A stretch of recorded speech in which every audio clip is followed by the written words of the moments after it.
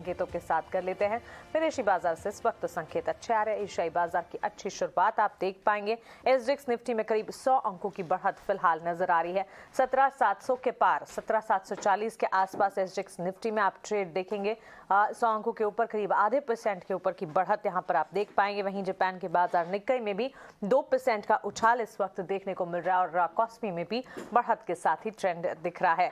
बीती रात अमेरिकी बाजार की अगर बात करें, महंगाई को लेकर फेड के वाइस चेयरमैन ने एक बयान दिया और इस बयान के बाद हमने देखा कि अमेरिकन मार्केट्स में जो है उछाल अब अच्छी बढ़त के साथ देखने को मिला। चाहे फिर डाउ हो, नैस्डैक हो या एसएनपी, हमने देखा अच्छी तेजी के साथ ट्रेड कर रहे थे। करीब 1.5 से लेकर 2.25% की तेजी इन तमाम इंडेक्सेस में नजर आई। लगातार 7 दिनों की गिरावट के बाद नैस्डैक में वापस से खरीदारी लौटी। यहां पर हमने देखा अच्छी मजबूती के बीच करीब 250 अंकों की बढ़त पर नैस्डैक में क्लोजिंग हुई। वहीं दमदार उछाल डाउ में भी नजर आया 436 अंकों की बढ़त के साथ, और एसएनपी भी करीब 70 अंकों की तेजी दिखाकर ही क्लोजिंग एसएनपी ने भी देखी।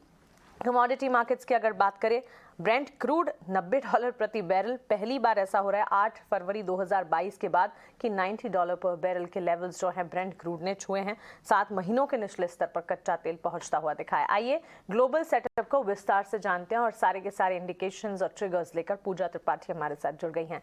गुड मॉर्निंग पूजा, बताएं ग्लोबल सेटअप। आज वैसे शुरुआत तो काफी अच्छी एशियाई बाजार से हुई है। जी, शुरुआत काफी अच्छी देखने को मिल रही है। एशियाई बाजारों से भी अच्छे संकेत मिल रहे हैं और कल अमेरिकी बाजार भी, जैसा कि आप अभी बता रही थी, कि 7 दिनों की लगातार गिरावट के बाद फाइनली एक ब्रेक लगा है। डाउ जोन्स 436 अंक चढ़कर बंद हुआ। नैस्डैक में करीब 2% की तेजी यहां पर देखने को मिली, तो आईटी शेयरों से भी काफी अच्छा सपोर्ट था। वहीं 10 अगस्त के बाद हमने देखा कि अमेरिकी बाजारों के लिए सबसे अच्छा दिन था। अब वजह ये थी कि कल फेड वाइस चेयर का एक बयान आया था, जिसमें कि जो दूसरा वाला पार्ट था उस पर बाजार कल रिएक्ट करता हुआ नजर आया। उन्होंने डिमांड में कमजोरी है, मंदी की चिंता है, इस बात को नकारा नहीं है और उनका ये भी कहना है कि महंगाई भी काफी ज्यादा बढ़ रही है, तो उसे भी कंट्रोल करने की कोशिश उनकी बराबर बनी हुई है और ब्याज दरों में बढ़ोतरी रहेगी। बट दूसरा जो पार्ट था उनका ये था कि ओवर टाइटनिंग, ब्याज दरों में जो तेजी से बढ़ोतरी हो रही है उसमें भी ओवर टाइटनिंग से वो बचेंगे और उससे जुड़े जो भी जोखिम है उस पर भी उनकी बराबर नजर रहेगी। तो ये जो दूसरा पार्ट आया है उस पर कल बाजार रिएक्ट करते हुए नजर आया, अमेरिकी बाजार, और हमने शानदार तेजी वहां पर देखी। इसके अलावा आज जॉबलेस क्लेम के डेटा भी आएंगे, तो वहां पर भी हमारी नजर बनी रहेगी। अमेरिकी बाजारों के उलट कल यूरोपियन बाजार कारोबार करते हुए नजर आए। यहाँ पर कमजोरी बनी रही है। महंगाई और मंदी की चिंता काफी ज्यादा बढ़ गई है और 1985 के बाद डॉलर के मुकाबले अगर ब्रिटेन पाउंड देखेंगे तो सबसे ज्यादा कमजोरी वहां पर देखने को मिली। काफी निचले स्तर पर कारोबार कर रही थी, तो इसका इम्पैक्ट यूरोप के बाजारों में देखने को मिला।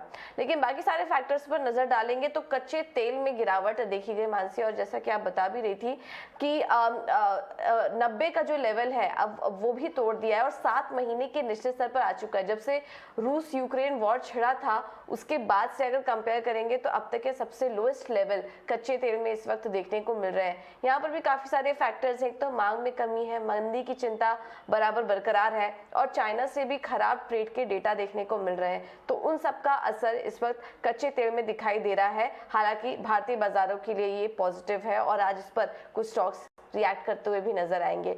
डॉलर इंडेक्स में हमने देखा कि कल काफी ज्यादा तेजी थी, 110 के पार निकल गया था, लेकिन वहां पर हल्की जो नरमी आई है उसका एडवांटेज कल ट्रेडर्स ने लेने की कोशिश की और सोने में हमने देखा कि वहां से निचले स्तरों से एक हल्की तेजी देखने को मिली। हालांकि अभी भी हल्के दबाव के साथ ही कारोबार कर रहा है। वहीं 10 साल के यील्ड्स में भी देखेंगे तो वहां पर भी जो तेजी आई थी 3.35% के पास ऊपर ये आंकड़ा निकल गया था, वहां पर भी हल्की नरमी देखने को मिली और इस वक्त 3.2 के आसपास कारोबार कर रहा है। तो ओवरऑल जो संकेत हैं वो अच्छे हैं। कच्चे तेल भी आज भारतीय बाजारों के फेवर में प्ले करता हुआ नजर आएगा, लेकिन ध्यान रखिए आज वीकली एक्सपायरी भी है, उस लिहाज से थोड़ा उतार चढ़ाव बना रह सकता है, लेकिन ओवरऑल संकेत जो है वो भी पॉजिटिव ही नजर आ रहे हैं।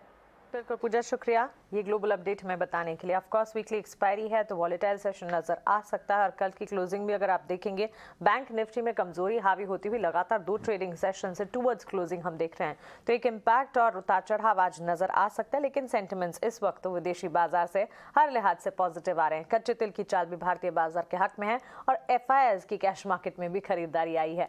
आइए FIIs DIIs का एक्शन देख लेते हैं। खरीदारी के आंकड़े FIIs की तरफ से कैश मार्केट में आप देख पाएंगे यहाँ पर 758 करोड़ की खरीदारी FIIs ने कैश मार्केट में की है। अब देखिए लगातार 2 ट्रेडिंग सेशन से हम देख रहे हैं कि FIIs की खरीदारी जो है सितंबर के महीने में भी शुरू हो चुकी है। अब उम्मीद यही लगाकर चलेंगे कि ये सेंटिमेंट जो है वो बरकरार रहे। इसके अलावा कैश मार्केट में DIIs की बिकवाली है, करीब 140 करोड़ की बिकवाली के आंकड़े यहाँ पर DIIs की तरफ से नजर आए हैं।